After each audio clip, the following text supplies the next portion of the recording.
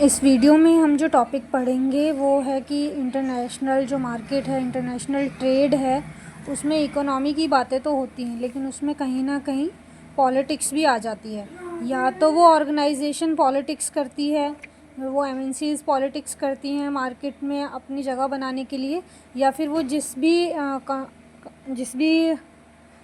Country में जा रही हैं वहाँ पे पॉलिटिक्स होना तो आम बात है। तो हम इसमें देखेंगे कि कैसे पॉलिटिक्स जो है इकोनॉमी के बीच में आ जाती है। जैसे भी कोई भी इंटरनेशनल ट्रेड होगा वो एक इंटरेक्शन होता है पॉलिटिक्स और इकोनॉमी और डिफरेंट इंस्टीट्यूशन के बीच में, तो उनसे क्या इम्पैक्ट पड़ता है, तो वही चीज़ें इसमें दी गई हैं। इम्पॉर्टेंट टॉपिक एक बार आप देख सकते हैं। इसमें ये है कि डिफरेंट एक्टर्स होते हैं जिनका अपना डिफरेंट इंटरेस्ट होता है। जब कोई एमएनसी या कोई बड़ी कंपनी दूसरे कंट्री में जाती है अपने बिज़नेस लगाने के लिए, पहला जैसे कि स्टेट्स है। अब कहीं भी कोई एमएनसी या कोई भी ऑर्गेनाइजेशन जा रही है जो अपनी यूनिट सेटअप करेगी, तो वो किसी ना किसी स्टेट में करेगी।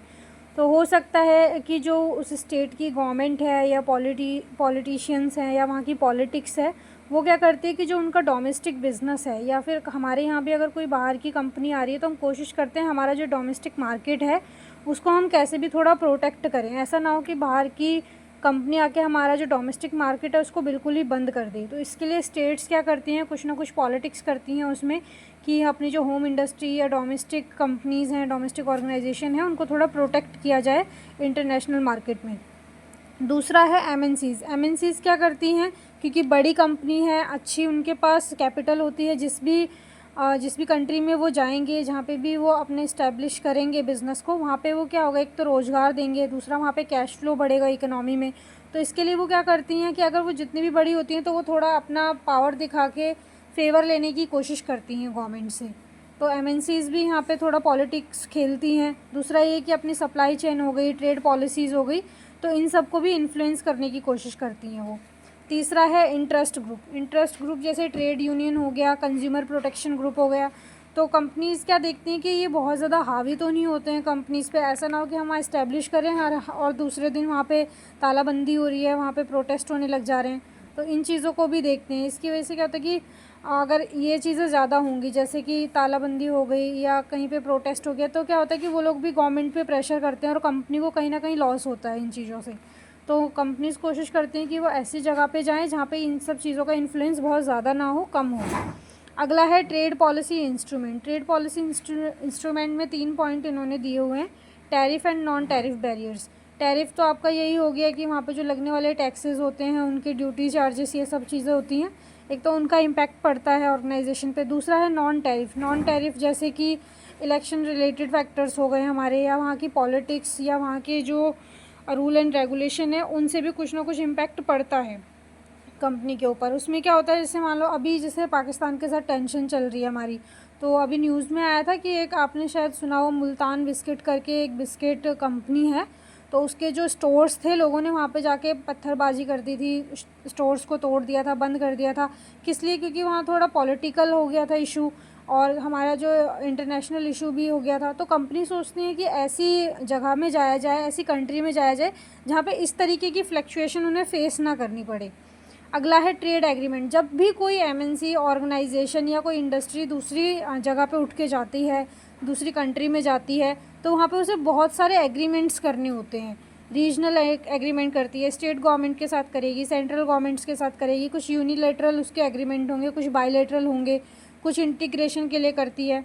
तो इस तरीके से ना काफ़ी ज़्यादा एग्रीमेंट्स होते हैं, तो एक तरीके से रेड टेपिज्म हो जाता है। तो कंपनीज़ कोशिश करती हैं कि ये रेड टेपिज्म थोड़ा सा कम हो, ताकि वो अपना जो मेन कोर उनका जो सब्जेक्टिव काम है उसे वो कर पाएँ। तो काफ़ी इस चीज़ से भी इम्पैक्ट पड़ता है कि आप जो उनसे एग्रीमेंट्स वगैरह करा रहे हैं वो उनको लेके मतलब उनकी पॉजिटिव थिंकिंग है या नहीं। अगला है ट्रेड रेमेडीज़। इसमें ये होता है कि अगर कोई अनफेयर ट्रेड प्रैक्टिसेस कर रहा है तो उसके लिए क्या रेमेडीज़ हैं, उसके लिए कुछ जो वहाँ की गवर्नमेंट है वो एक्शन लेती भी है या नहीं। अगर लेती है तो उसका ऐसा होना चाहिए कि अगर किसी ने अनफेयर ट्रेड किया है तो उसको उसके लिए पैनलाइज़ किया ही जाना चाहिए। तो कंपनीज इस चीज़ को भी नोटिस करती हैं। अगला है इसमें ग्लोबलाइजेशन एंड इंस्टीट्यूशंस। काफ़ी सारे इंस्टीट्यूशंस भी होते हैं जो कि पॉलिटिक्स खेलते हैं, जैसे कि वर्ल्ड ट्रेड ऑर्गेनाइजेशन को आप ले लो। इसमें क्या होता है कि ये फंडिंग कर रहा है या रूल एंड रेगुलेशन बना रहा है इंटरनेशनल ट्रेड के लिए। ये हो सकता है किसी स्पेसिफिक कंट्री को ही सपोर्ट कर रहा हो, उसी की ऑर्गेनाइजेशंस को सपोर्ट कर रहा हो, पावर जो है बाइज्ड पावर दिखा रहा हो, तो ये चीज़ भी इसको इम्पेक्ट करती है। अगला है रीजनल ट्रेड एग्रीमेंट, जैसे कि अब जो भी मतलब रीजनल वहाँ पे जहाँ पे भी कंपनी जाके अपना ऑर्गेनाइजेशन को सेटअप करेंगी तो वहाँ पे रीजनल ट्रेड के एग्रीमेंट भी करेंगी। जैसे मैंने बताया था स्टेट गवर्नमेंट के साथ भी करती है, डिस्ट्रिक्ट गवर्नमेंट के साथ भी कुछ होगा कि भाई आपको ये चीज़ें, ये पैरामीटर्स हैं, ये रूल एंड रेगुलेशन है जो आपको फॉलो करने हैं। तो उसमें क्या होता है, कई बार क्या होता है पॉलिटिकल ग्राउंड्स पे वो लोग बैरियर्स की तरह काम करते हैं, तो कंपनीज़ पे इस चीज़ का भी इम्पैक्ट पड़ता है कि वो बहुत ज़्यादा इन्वॉल्वमेंट ना हो, ऐसा ना हो कि बिज़नेस की जगह सिर्फ पॉलिटिक्स ही कर रहे हैं। अगला है इंटरनेशनल फाइनेंशियल इंस्टीट्यूशन, जैसे आईएमएफ होता है। आईएमएफ क्या करता है कि वो फाइनेंशियल सपोर्ट देता है हर कंट्री को, तो हो सकता है कि किसी स्पेसिफिक कंट्री को ही उसका सपोर्ट हो, इसकी इकोनॉमिक पॉलिसी जो है अगेंस्ट हो किसी ऑर्गेनाइजेशन के, या जो वो मैन्युफैक्चर कर रहा है जो भी चीज़ें उसको वो सपोर्ट नहीं करता हो, तो इसका भी फ़र्क पड़ता है। अगला है global supply chain. Global supply chain मतलब कि जैसे हमने पता था प्रोडक्शन हो गया, लॉजिस्टिक हो गया, ट्रांसपोर्टेशन हो गया, ये सब चीज़ें क्या होती हैं, ये ग्लोबल मतलब ये सप्लाई चेन में ही आती है। तो ग्लोबल लेवल पे ये सप्लाई चेन देखी जाती है कि जितनी भी उनकी ग्लोबल चेन है उनको कहीं इम्पैक्ट तो नहीं किया जाएगा। अगर वो किसी मार्केट में जा रहे हैं, किसी स्पेसिफिक प्रोडक्ट को लेके जा रहे हैं, तो अपनी वो कॉस्ट को कम करने के लिए, गेन को बढ़ाने के लिए वो ऐसी लोकेशन ढूंढते हैं, ऐसे प्रोडक्ट का सिलेक्शन करते हैं कि उनकी जो सप्लाई चेन है इसकी कॉस्ट कम आए।